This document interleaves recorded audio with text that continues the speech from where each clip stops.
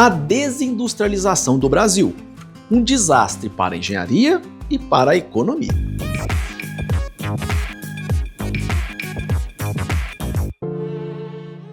Fala, amantes da engenharia!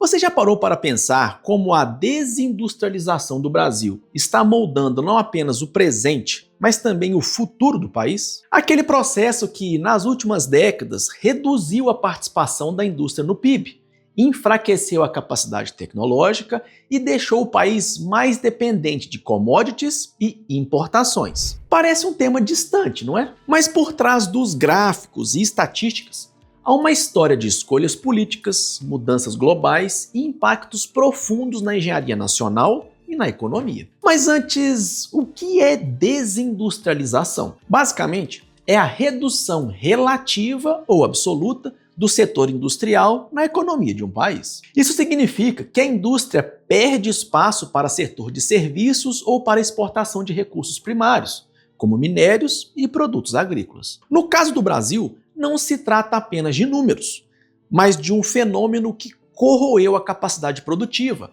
afetou a geração de empregos qualificados e limitou a inovação tecnológica. Mas como chegamos nesse cenário? A história da industrialização brasileira é marcada por avanços e recuos. Nos anos 1930, com a crise do café e a Segunda Guerra Mundial, o país começou a investir em substituição de importações, criando indústrias de base. Nas décadas de 1950 e 1960, sobretudo com Juscelino Kubitschek e seu plano de metas, o Brasil acelerou a industrialização, atraindo montadoras de veículos e investindo em infraestrutura. Nos anos de 1970, durante o regime militar, o país viveu o milagre econômico, com crescimento industrial acima de 10% ao ano. Setores como siderurgia, petroquímica e máquinas pesadas floresceram, e a engenharia nacional ganhou destaque em projetos como a usina de Itaipu e a ponte Rio-Niterói. Mas a partir dos anos de 1980, a crise da dívida externa, a hiperinflação e a abertura econômica descontrolada nos anos 90 mudaram o jogo. Enquanto a indústria encolhia, os setores de serviços e commodities avançaram rapidamente. Na década de 1980, a indústria respondia por 27% do PIB brasileiro, enquanto o setor de serviços ficava em torno de 45%. Hoje, os serviços representam 70% do PIB, e as commodities, como do setor de agropecuária e mineração, chegam a 8%, enquanto a indústria conta com míseros 11% do PIB. Esse movimento reflete uma mudança estrutural. O Brasil deixou de ser um país que transforma matéria-prima em produtos complexos para se tornar um exportador de recursos primários e um consumidor de serviços básicos. Mas qual o problema nisso? Afinal, serviços geram empregos, certo? Sim, mas há uma diferença crucial. A maior parte do crescimento do setor de serviços no Brasil está concentrada em atividades de baixa produtividade, como comércio informal, telemarketing e serviços domésticos, que pagam salários menores e exigem menos qualificação. Enquanto isso, serviços de alto valor agregado, como tecnologia, finanças e engenharia, continuam subdesenvolvidos. Para piorar, a dependência de commodities cria uma armadilha. Quando os preços internacionais do minério de ferro ou da soja caem, como ocorreu em 2014 a 2016, o país entra em crise, sem um setor industrial robusto para compensar. Compare isso com países desenvolvidos. Na Alemanha, os serviços representam 68% do PIB, mas a indústria mantém 23%, sustentada por máquinas de precisão, química avançada e automação. Ou seja, os serviços de alto nível, como consultoria técnica e logística inteligente, complementam a indústria, não a substituem. Já no Brasil, a expansão dos serviços ocorreu às custas da indústria, sem criar sinergias. Enquanto isso, as commodities, embora importantes, geram poucos empregos qualificados e quase nenhuma inovação. Exportar soja não exige a mesma capacidade tecnológica que produzir tratores ou fertilizantes. Isso sem falar na comparação entre empregabilidade. A comparação de empregabilidade entre indústria, serviços e commodities revela um desequilíbrio preocupante. A indústria, mesmo representando apenas 11% do PIB, tem um poder único de criar empregos formais, estáveis e de maior valor agregado. A cada 1 milhão investido no setor industrial, são gerados cerca de 20 empregos diretos, segundo o IEDI, o Instituto de Estudos para o Desenvolvimento Industrial. Além disso, esses postos exigem qualificação técnica, pagam salários em média 40% maiores que os do setor de serviços e incluem benefícios como previdência e acesso ao crédito. Já o setor de serviços, responsável por 70% do PIB, concentra a maioria dos empregos no Brasil, mas em atividade de baixa produtividade. Esses empregos são frequentemente precários, com rotatividade alta e salários que mal superam um salário mínimo. Enquanto isso, serviços sofisticados como TI e consultoria, que pagam melhor e demandam formação especializada, possuem uma representação muito pequena dentro do setor de serviços, segundo o IBGE. As commodities, por sua vez, têm um impacto limitado. O agronegócio emprega 18% da força de trabalho, mas a maioria é informal, sazonal e mal remunerada. Na mineração, a geração de empregos é ainda mais escassa. O setor responde por 2% dos postos formais, apesar de representar 5% do PIB. A mecanização intensiva reduz a necessidade de mão de obra, onde uma mineradora de ferro emprega 10 vezes menos pessoas do que uma fábrica de automóveis com faturamento equivalente. O diferencial da indústria está no efeito multiplicador. Cada emprego industrial sustenta até 4 vagas indiretas em transporte, segurança e alimentação. Nos serviços básicos, esse multiplicador cai para 1,5 e nas commodities para menos de 1, devido à cadeia produtiva enxuta. Enquanto o Brasil trocou empregos que construíam classe média por vagas que perpetuam a informalidade, países como a Coreia do Sul e a Alemanha mantiveram a indústria como âncora de emprego qualificado e renda. Sem rever essa lógica, o país seguirá patinando em um ciclo de baixa produtividade e desigualdade crescente. Mas o que causou essa queda? Aí, vários fatores se entrelaçam. Primeiro, a globalização e a concorrência com países asiáticos, como China e Coreia do Sul, que investiram pesado em tecnologia e escala produtiva. Enquanto isso, o Brasil manteve uma taxa de câmbio valorizada por anos,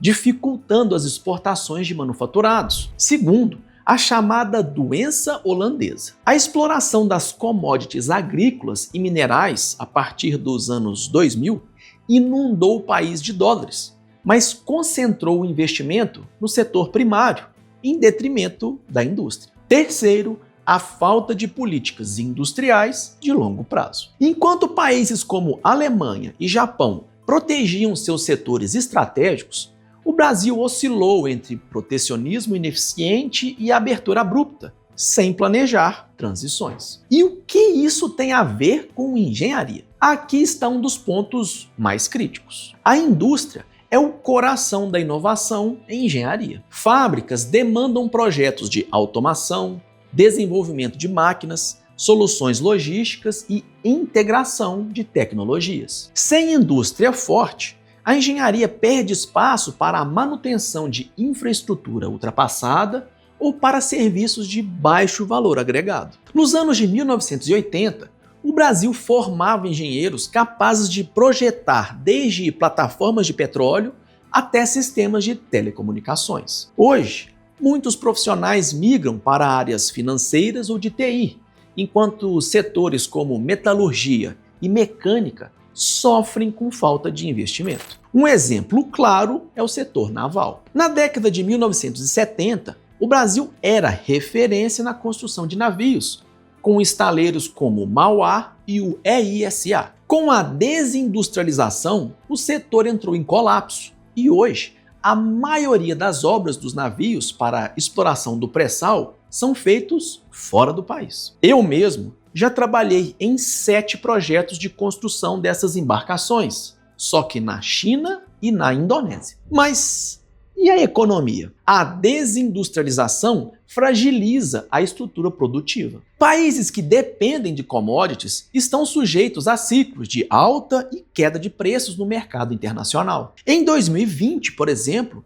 enquanto a China exportava máscaras e respiradores, o Brasil dependia da importação desses produtos, mesmo tendo capacidade técnica para produzi-los. Além disso, a indústria gera empregos de maior qualificação e salários mais altos. Um trabalhador da construção civil ou do setor automotivo movimenta uma cadeia de fornecedores, desde aço até componentes eletrônicos. Já um empregado do agronegócio ou em serviços tem menor poder de multiplicação econômica. E quais as consequências para a inovação? A indústria é responsável por 70% dos gastos privados em pesquisa e desenvolvimento no mundo. Sem ela, o Brasil ficou para trás em patentes, tecnologia e produtividade. Enquanto a Coreia do Sul investe 4% do PIB em pesquisa e desenvolvimento, o Brasil mal chega a 1%. A engenharia nacional, que já brilhou em projetos como o avião Bandeirante e os motores Flex, hoje enfrenta a fuga de cérebros e a estagnação. Startups de base tecnológica surgem, mas esbarram na falta de parques industriais integrados e na dificuldade de escalar produção. Mas aí que tá. Será que é possível reverter esse cenário? Alguns especialistas defendem que sim, mas exigiria uma estratégia agressiva. Primeiro, corrigir a taxa de câmbio para valorizar a produção local. Segundo, retomar políticas industriais com foco em setores estratégicos, energia renovável, defesa, semicondutores e biotecnologia. A China, por exemplo, protegeu sua indústria de veículos elétricos com subsídios e barreiras comerciais e hoje domina 60% do mercado global. O Brasil pode seguir caminho similar em áreas como biodiesel ou mineração sustentável. Além disso, é essencial integrar universidades e empresas. A Embrapa, no agronegócio, mostrou que parcerias entre pesquisa e setor produtivo geram resultado. Então, por que não replicar isso na indústria 4.0? E o que outros países ensinam sobre isso? A Alemanha mantém sua indústria como 23% do PIB, mesmo sendo uma economia avançada, graças ao foco em alta tecnologia e em pequenas e médias empresas inovadoras. Os Estados Unidos, após a crise de 2008, lançaram o reshoring, incentivando empresas a trazerem de volta as suas fábricas. Até a Argentina, com menos recursos, mantém uma base industrial mais diversificada que a brasileira, especialmente em biotecnologia e softwares. E o papel da engenharia nisso tudo? A questão toda é que reindustrializar exige engenheiros. Desde a modernização de infraestrutura portuária até o desenvolvimento de robótica aplicada à agricultura. A transição energética com o hidrogênio verde e eólica offshore